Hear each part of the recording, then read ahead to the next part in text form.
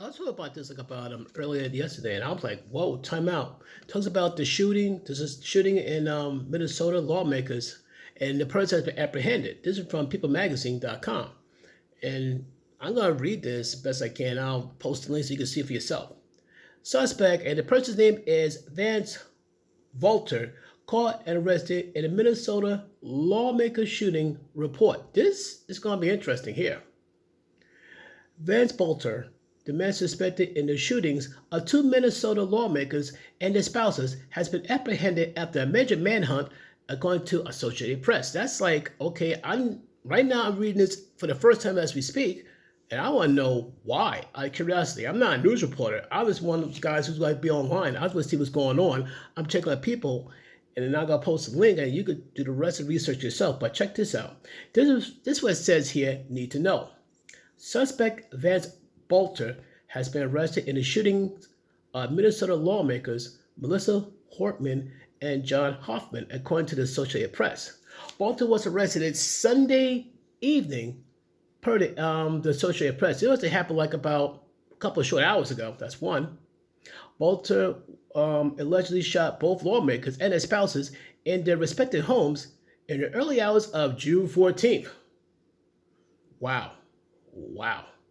That must have been, imagine like early Saturday morning, I imagine. It goes on to say, Vance Bolter has been arrested in the shooting deaths of Democratic Minnesota lawmaker Melissa Hortman and her husband, Mark, according to the Associated Press. So my fun question is why? It got to be more than just a senseless killing. There's got to be a motive, and the question is why? The motive 57, who's allegedly shot the Democratic Senator John Hoffman and his wife, Yvette, both whom survived, was arrested Sunday night after a nearly 2-day manhunt, per two law enforcement officials who spoke to the Associated Press. He allegedly impersonated a law enforcement officer during the shootings. You know that's going to carry some extra time on top of the sentences and the charges you're going to be hit with. Going to the lawmakers' homes in an act that was characterized as political violence by Minnesota Governor Tom Waltz. I'm not going there with Tom Waltz. I'm just not. The shootings took place early on the morning of Saturday, June 14th. David Carlson, Bolter's roommate, told reporters that Bolter sent him, as well as another individual text messages on Saturday morning that began, "I love you guys. I made some choices, and you guys don't know anything about this, but I'm going to be gone for a while. I may be dead shortly." Oh boy, that's not good. The text per Carlson continued, "So I just want to let you know that I love you guys both and wish it didn't gone this way. I don't want to say anything anymore and implicate you in any way because you guys don't know anything about this, but I love you guys and I'm sorry for all the trouble this caused." Yeah, in other words, though, he tried to make sure he's not going to say certain things that cause his friends to get in trouble, which he did, it sounds like. Like I said, there's other links you can see for yourself. But my question is, where's the motive? Why? There's got to be a reason. Has to be. During a June 14th press conference, police revealed that they had discovered a manifesto featuring a list of names, or hit list, inside a vehicle that believed the suspect has been driving. They stated that the vehicle looked exactly like an SUV squad car, equipped with emergency lights that made it look exactly like a police vehicle. Oh yeah.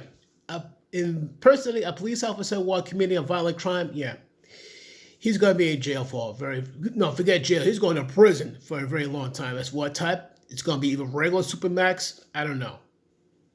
Goes on to say here, "I would tell you, when we did a search of the vehicle, there was a manifesto that identified many lawmakers and many other officials," Brooklyn Park Police Department Chief Mark Bruley said during the press conference. "We immediately made alerts to the state, who took action, alerting them and providing security when necessary." So he may not be done. He didn't get caught. He would continue on and start taking up people as per his list, or as I like to say, hit list.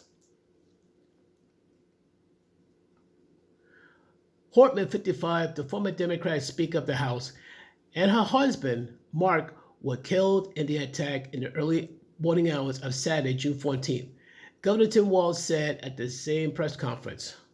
That's just insane. Sad. Sad. Hoffman, 60, also a Democrat, and his wife Yvette both survived the shooting and are receiving care, according to the governor. We're here today because of the unspeakable tragedy that has unfolded today in Minnesota.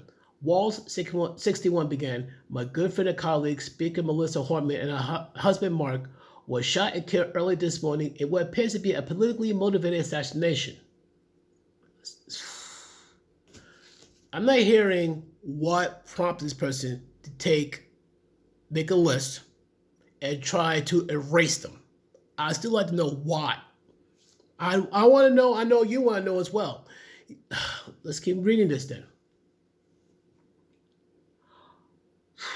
Hoffman and his wife survived the overnight shooting as of mid-morning on June 14th. They are out of surgery and receiving care, Walz says. We are cautiously optimistic that they will survive this assassination attempt, the governor continued, adding that this was an act of targeted political violence. Yes. Hoffman and his wife was shot first in their Champlin home, and the police were alerted to the initial attack around 2 a.m. local time. Drew Evans, superintendent of the Minnesota Bureau of Criminal Apprehension, said in the June 14th press conference. Officers then proactively checked on Hortman at her Brooklyn Park home, at which time they encountered a suspect who immediately fired at them, according to Evans.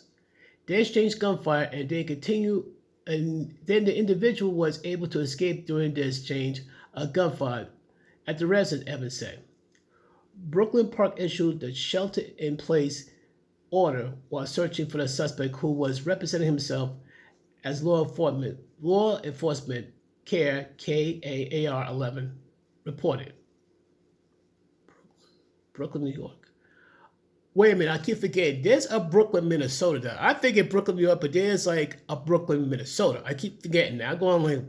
I think New York would have been buzzing by now. Goes on to say here, residents of the area were encouraged to report anything suspicious, especially involving individuals impersonating law enforcement, according to Bob Jacobson, commissioner for the Minnesota Department of Public Safety. Facts. Woo! I mean, my fun question is, why did he do it? I mean, why? Because the left didn't go far left enough? That is wild to me. But folks, if you got any idea on the information, like, why the guy decided to go become the angel of death on these people, on these politicians, let me know. But wow, but what's your thoughts on it? Let me know in the comments down below. I'll post a link as well. Other than that, folks, hope to hear from you soon. Peace.